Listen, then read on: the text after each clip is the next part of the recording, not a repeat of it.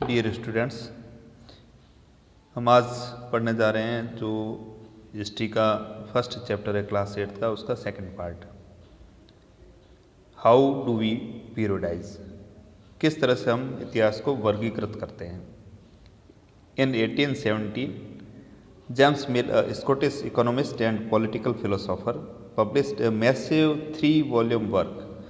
1817 में James Mill जो एक स्कॉटिश इकोनॉमिस्ट और पॉलिटिकल फिलोसोफर था, उसने पब्लिश किया था एक बहुत बड़ा 3 भागों में अपना इतिहास का कार्य, a history of British India जिसका नाम था।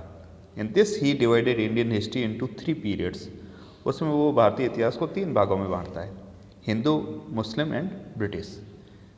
This periodisation came to be widely accepted.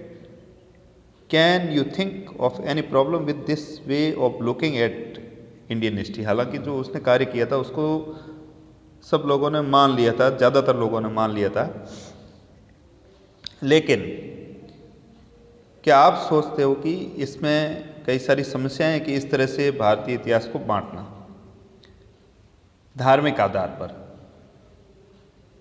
Y do we try and divided history into the different periods.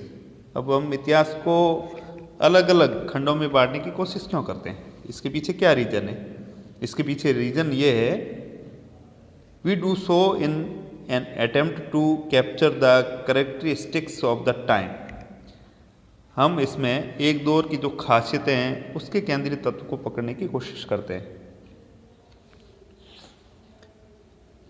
कि किस समय क्या चीज़ें हुई थी। उसको यदि हमें जानना है तो इतिहास को अलग अलग खंडों में बांटना होगा। तो मिल ने क्या सोचा, Mill thought that all Asian societies were at the lower level of civilization than Europe. अब वो अंग्रेज था, उसने उसका विचार था कि जो सारी एशियन सोसाइटीज है जिसमें भारतीय सभ्यता भी आती है, उनका लेवल है सिविलाइजेशन के मामले में यूरोप से कम है, यानी वो इतने ज़्यादा प्रोग्रेसिव नहीं है, इतने ज़्यादा सभ्य नहीं है। According to his telling of history, before the British came to India, Hindu and Muslim reports rule the country. उसके अनुसार जब भारत में ब्रिटिश आए उससे पहले यहाँ पर हिंदू और मुसलमान तानाशाहों का ही राज चलता था, और जब उनका राज चलता था तो यहाँ जो वातावरण था अच्छा नहीं था। आपस में लोग लड़ते थे, इंटॉलरेंस था, कास्ट टेबूज थे और सुपरस्टिट्यूज था, यानी लोग अंधविश्वासों में ज़्यादा अंधविश्वासी थे। जो सोशल लाइफ थी वो ठीक नहीं थी। जेम्स मिल सोचता था कि ब्रिटिश रूल है could civilise India, British rule है वो भारत को सभ्यता पर ले जा सकता है। To do this it was necessary to introduce European manners, arts, institutions and law in India. अब इस तरह से यदि ब्रिटिश जो रूल है वो यदि यहाँ पर स्थापित करना है तो भारत में शिष्टाचार, कला, संस्थान और जो ब्रिटिश कानून है उनको लागू करना चाहिए। मिल in fact suggested that the British should conquer all the territories in India to ensure the enlightenment and happiness of the Indian people। तो उसने तो ये सुझाव दे दिया कि अंग्रेजों को भारत के सारे भूभाग पर अधिकार कर लेना चाहिए, और तभी यदि वो अधिकार कर लेगा तभी भारतीय जनता को ज्ञान और सुखी जीवन प्रदान किया जा सकता है।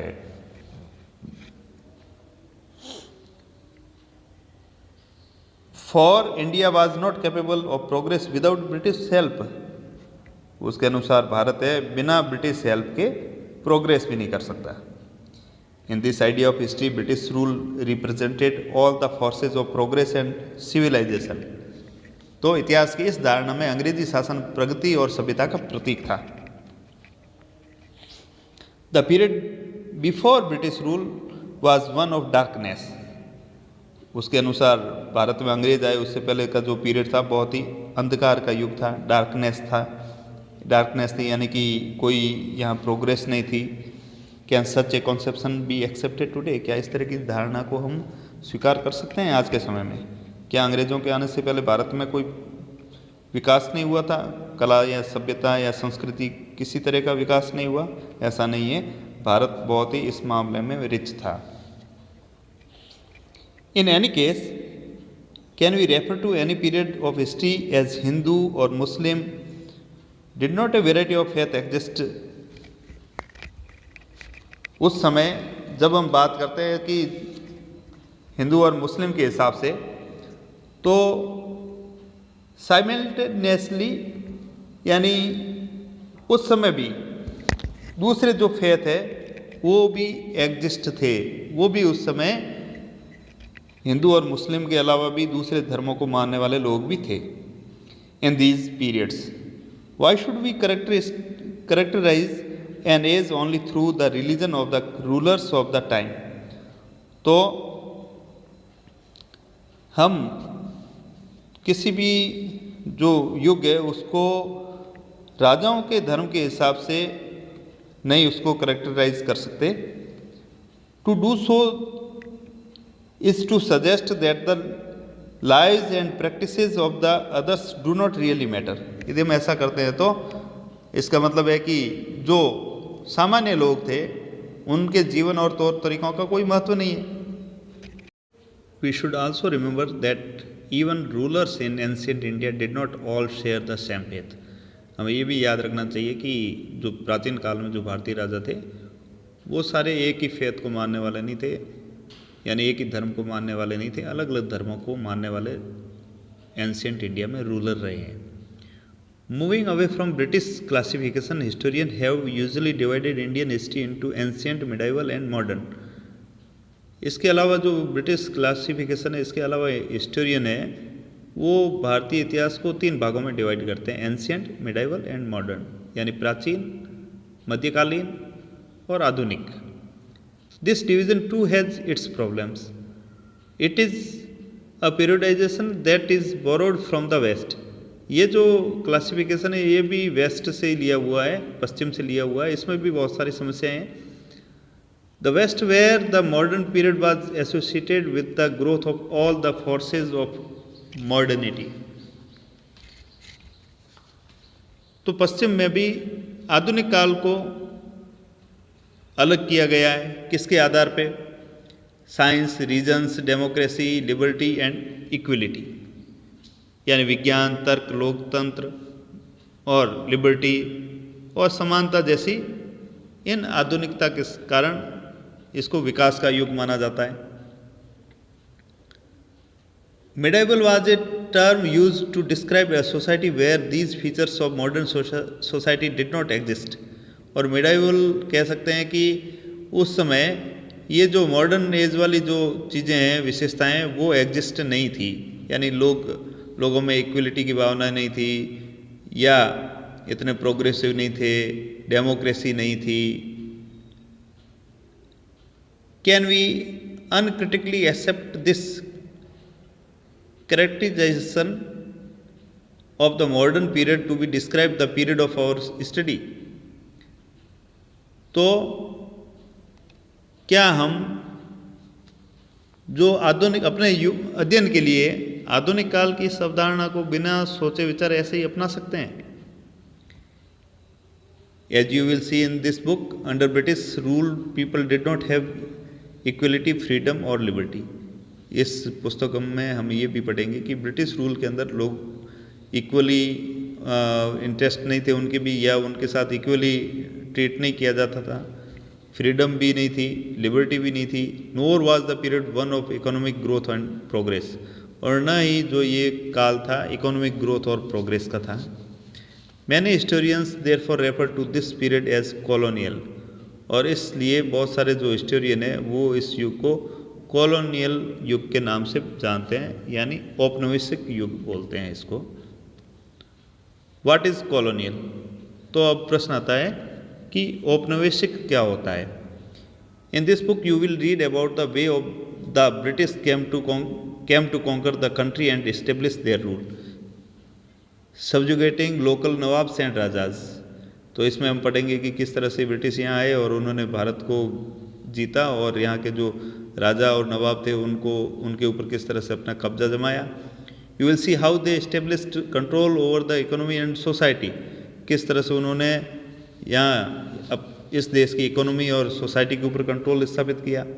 Collected revenue to meet all their expenses, और उन्होंने राजस्व को अपनी सारी आवश्यकताओं को पूरा करने के लिए कलेक्ट किया। Bought the goods they wanted at low prices, और वो सामान खरीदा जो बहुत ही कम जो है रेट में उनको यहाँ मिला। Produced crop there needed for export, और उन्होंने उस खेती को बढ़ावा दिया जो उनकी एक्सपोर्ट की आवश्यकताओं को पूरा करती हो। And you will understand the changes that came about as a consequence, और हम देखेंगे कि ये जो चेंजेस है वो एक के बाद एक ऐसे हुए। You will also come to know about the changes British rule brought about of values and tastes, customs and practices. इसमें हम ये भी देखेंगे कि ब्रिटिश शासन के कारण यहाँ की मूल्य मान्यताओं और पसंद नापसंद, रीति रिवाज और तौर तरीकों में क्या बदलाव आया। When the subjugating of one country by another leads to these kinds of political, economic, social and cultural changes, we refer to the process as colonization। तो इसको हम कह सकते हैं कि जिस तरह से एक देश दूसरे देश के ऊपर दबदबे से इस तरह की राजनीतिक, आर्थिक और सामाजिक और सांस्कृतिक बदलाव इसके कारण होते हैं, तो इस प्रक्रिया को औपनिवेशीकरण कहा जाता है। You will however find that all classes and groups did not experience these changes in the same way। और जल्दी हम ये भी समझ जाएंगे कि सारे जो वर्ग और समूह इन बदलावों को एक ढंग से अनुभव नहीं कर रहे थे। That is why the book is called our past in the plural। इसलिए इस किताब को हमारे अतीत यानी हमारे कई सारे जो अतीत है, अलग अलग लोगों के जो पास्ट है, प्लूरल फॉर्म में इसका नाम रखा गया है। अब हिस्ट्री को यदि जानना है तो उसको किस आधार पे हम हिस्ट्री को जान सकते हैं, कई सारे सोर्सेज होते हैं, इसके बारे में इसमें हम पढ़ेंगे। तो सबसे पहला जो सोर्स है एडमिनिस्ट्रेशन रिकॉर्ड्स होते हैं, यानी जो प्रशासन के अभिलेख होते हैं, वो हिस्ट्री को जानने का एक अच्छा जरिया होता है। One important source is the official records of the British administration। The British believed that the act of writing was important। वो ये विश्वास रखते थे कि जो लिखना है वह बहुत ही महत्वपूर्ण होता है, चीज़ों को लिखना है बहुत ही ज़रूरी होता है। Every instructions, plan, policy, decision, agreement, investigation had to be clearly written up। जो भी सारे प्लान हैं, पॉलिसी है, जो भी निर्णय हैं, एग्रीमेंट्स है, जो भी कोई नई खोज होती है, इन्वेस्टिगेशन होता है, उसको एकदम क्लियरली लिखना ज़रूरी है। Once this was done things could be properly studied and debated. यदि इसको एक बार अच्छी तरह से कर लिया जाए तो उन चीज़ों को अध्ययन किया जा सकता है, उनके ऊपर वाद विवाद किया जा सकता है। This conviction produced N administrative culture of memos, noting and reports.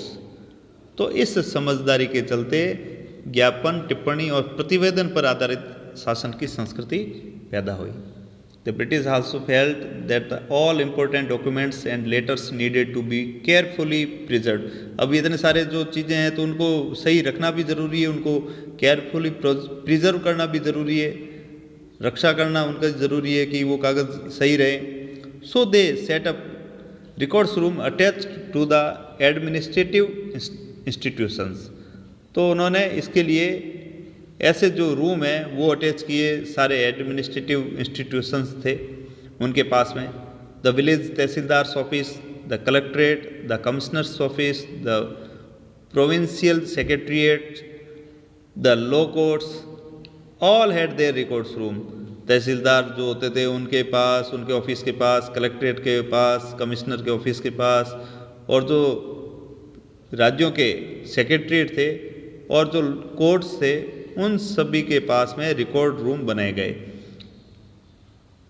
Specialised institutions like archives and museum were also established to preserve important records. तो विशेष संग्रहालय इसके लिए बनाए गए, म्यूजियम बनाए गए, Letters and memos that moved from one branch of administration to another in the early years of the 19th century can still be read in the archives. जो 19वीं शताब्दी के शुरुआत में प्रशासन की एक शाखा से दूसरी शाखा के पास भेजे गए पत्र और जो ज्ञापन है उनको आज भी अभिलेखागारों में देखा जा सकता है। हम देख सकते हैं कि वो आज भी सुरक्षित रखे गए हैं। You can also study the notes that reports district official prepared or the instructions and directives that were sent by official at the top of the provincial administrator. तो जो रिकॉर्ड रूम होते थे या उसके अंदर जो भी लेटर्स जो भेजे जाते थे, इंस्ट्रक्शंस भेजे जाते थे, उनको भी हम देख सकते हैं। In the early years of the 19th century, these documents were carefully copied out and beautifully written by the calligraphists.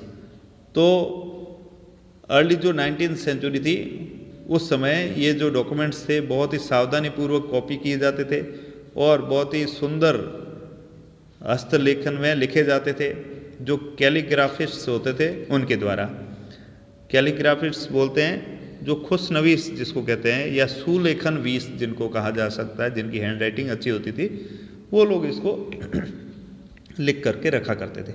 By the middle of the 19th century, with the spread of printings, multiple copies of these records were printed as proceedings of each government department. तो जब printing की फैलने लगी तब सरकारी विभाग जो होते थे उनकी कार्यवाहियों के दस्तावेज़ों की कई सारी प्रतियां बनाई जाने लगी थी। यहाँ पर जो ये चित्र दिखाई दे रहा है, national archives of India came up in the 1920। जो राष्ट्रीय संग्रहालय जिसको हम कहते हैं अभिलेखागार, ये 1920 में बना। When New Delhi was built, the National Museum and National Archives were both located close to the Viceregal Palace. जो वाइसरेगल पैलेस था, वाइसराय का महल था, उसके पास में नेशनल म्यूजियम और नेशनल आर्काइव्स इनको इस्टेब्लिश किया गया था। This location reflects the importance these institutions had in British imagination. अब उनके विचार में इनका कितना महत्व था ये हमें ज्ञात होता है कि उन्होंने पैलेस के पास में ही अभिलेखागारों का निर्णय। आगे हम पढ़ते हैं कि एक दूसरा साधन और है जिससे भी इतिहास को जाना जा सकता है, वो है सर्वे। तो सर्वे बिकम इम्पोर्टेंट। तो सर्वेक्षण है उसका किस तरह से महत्व बढ़ा। The practice of surveying also become common under the colonial administration. The British believed that a country had to be properly known before it could be effectively administered.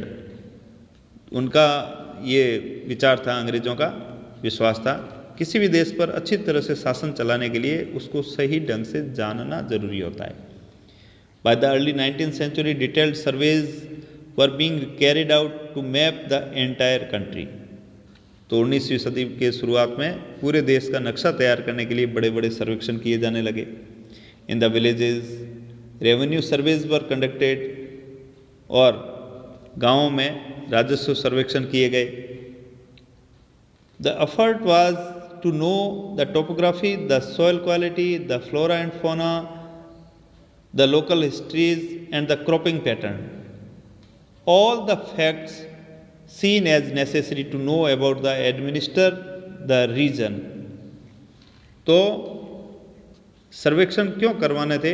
इन सर्वेक्षणों में धरती की सतह, मिट्टी की गुणवत्ता, वहाँ मिलने वाले पेड़ पौधे और जीव जंतुओं तथा स्थानीय जो इतिहास है और वहाँ पर कौन सी फसलें उगाई जाती है इसका पता लगाया जाता था। तो अंग्रेजों के हिसाब से इन सब की जानकारी होना बहुत ही जरूरी है एडमिनिस्ट्रेटर को। All the facts seen as necessary to know about the administrative region. From the end of the 19th century, census operations were held every 10 years.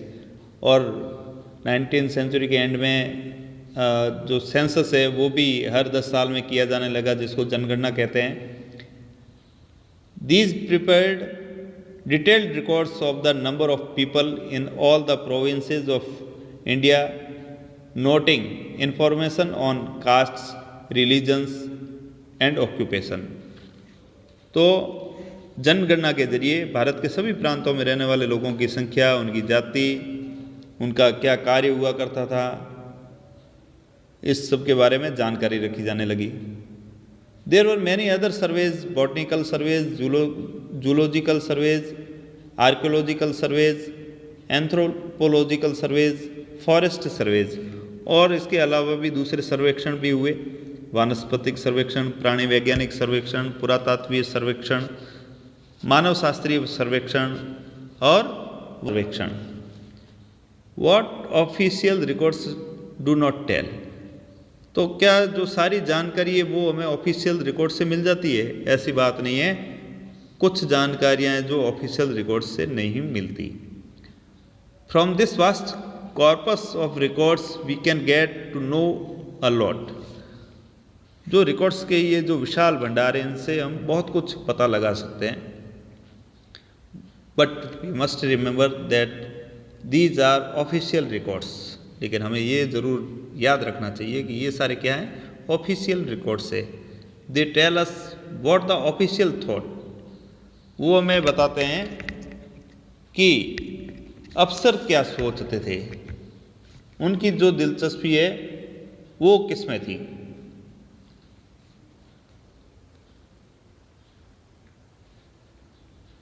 They were interested in and what they wished to preserve for posterity। और वे उनकी दिलचस्पी की बातें जो है उसके बारे में ये बताते हैं, और किन चीज़ों को बचाए रखना चाहते थे इसके बारे में हमें ज्ञात होता है जो ऑफिशियल रिकॉर्ड से उनसे।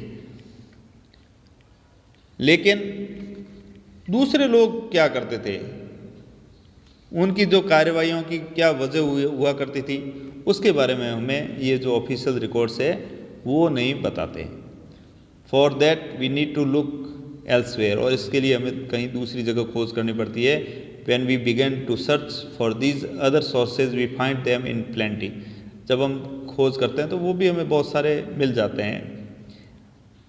दो they are more difficult to get than official records. हालांकि उनको प्राप्त करना ज़्यादा डिफ़िकल्ट है, क्योंकि वो कहीं एक संग्रहालय में नहीं मिलते, लोगों के पास है, तो हमें ज़्यादा खोज करनी पड़ती है। We have diaries of people, accounts of pilgrims and travellers, autobiographies of important personalities and popular booklets that were sold in the local bazaars. तो इसके लिए हमें क्या करना पड़ेगा, जो डायरीज है लोगों की वो देखनी पड़ेगी, जो धार्मिक यात्रा पे जो लोग जाते थे उनके अकाउंट्स है, यानी उनके जो विवरण है, और कई सारे जो इम्पोर्टेंट पर्सनैलिटीज़ है उनकी ऑटोबायोग्राफीज है, और जो लोकल बाज़ार में दूसरी जो बुकलेट्स या जो भी पत्र पत्रिकाएँ मिला करती थी उनके बारे में जानकारी प्राप्त करनी पड़ती है। As printing spread, newspapers were published and issues were debated in public। जैसे प्रिंटिंग की स्प्रेड हुआ, यानी ज़्यादा पॉपुलर हुई प्रिंटिंग, तो न्यूज़पेपर है वो पब्लिश हुए, और जो भी मामले थे उन मामलों पर पब्लिक भी डिबेट किया करती थी। Leaders and reformers wrote to spread their ideas, poets and novelists wrote to express their feelings. तो जो नेता थे और सुधारक थे उन्होंने भी अपने विचारों को फैलाने के लिए लिखा। कवियों और उपन्यासकारों ने अपनी भावनाओं को व्यक्त करने के लिए लिखा।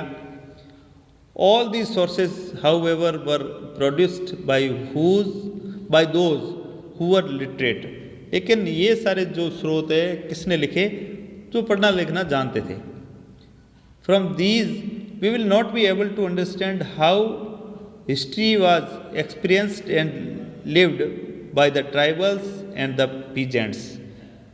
लेकिन हम ये पता नहीं लगा सकते कि इन स्रोतों से कि जो आदिवासी और जो किसान थे उनका जीवन यापन कैसे चलता था। जो लोग खानों में काम करते थे, गलियों में काम करते थे, गरीब थे, getting to know their lives is a more difficult task. और उनकी जो ये जानकारी प्राप्त करना बहुत ही ज़्यादा मुश्किल है। Yet this can be done if you make a little bit of effort. ये भी हो सकता है कि यदि हमें थोड़ा और ज़्यादा प्रयास करना पड़ेगा। When you read this book you will see how this can be done. और जब हम देखेंगे इस किताब को आगे तो हमें पता चलेगा कि किस तरह से ये भी किया गया। तो इसमें आपको आशा है पूरा पार्ट समझ में आ गया होगा। पहला पार्ट आपने देख लिया होगा, ये इस चैप्टर का सेकंड पार्ट था। तो इसमें हमने पढ़ा कि जेम्स मिल ने किस तरह से हिस्ट्री को डिवाइड किया। उसने 3 भागों में डिवाइड किया। ब्रिटिश हिस्ट्री ऑफ इंडिया लिखा उसने, और बाद में जो इतिहासकार थे उन्होंने इतिहास को 3 भागों में बांटा। जो एंशिएंट, मिडाइवल और मॉडर्न हिस्ट्री के नाम से जाना जाता है। और हिस्ट्री को जानने के क्या क्या साधन हैं और उन साधनों को किस तरह से प्रिजर्व रखा जाता था अभिलेखागारों में, आर्काइव्स जो हुआ करते उसमें, और जो म्यूजियम है उसमें। लेकिन कुछ ऑफिशियल रिकॉर्ड से वो हमें सामान्य लोगों के बारे में जानकारी नहीं देते हैं। तो उसके लिए हमें और दूसरे जो स्रोत है उनको ढूंढना पड़ता है, जो कि उस समय लिखे गए लोगों की जो डायरियाँ हैं, जो ऑटोबायोग्राफी है, और जो पत्र पत्रिकाएं उस समय की, उसके माध्यम से हमें ये सारी जानकारी मिलती है।